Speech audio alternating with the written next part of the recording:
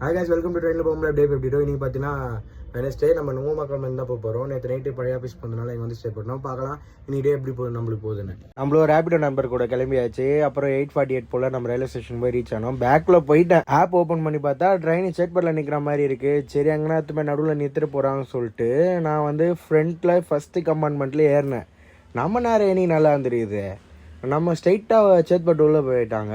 அப்புறம் அங்கேருந்து இறங்கி பின்னாடி வரைக்கும் நடந்து வந்து அப்புறமா ஒரு 9:30 போல் வந்து பஞ்சு வச்சிட்டேன். இங்கே வேறு சிஇஓ வேறு வந்திருக்காரு நம்ம ஆஃபீஸ்க்கு. அப்புறம் ஈவினிங் ஒரு 6 o'clock போல் கிளம்பிட்டு ஆனால் டிராஃபிக்காக இருக்குதுங்க இந்த இடத்துல எப்போ பார்த்தாலும். நம்மளும் ரயில்வே ஸ்டேஷனுக்கு நடந்து வர ஆரம்பிச்சிட்டோம். 6:14 ட்ரெயின்.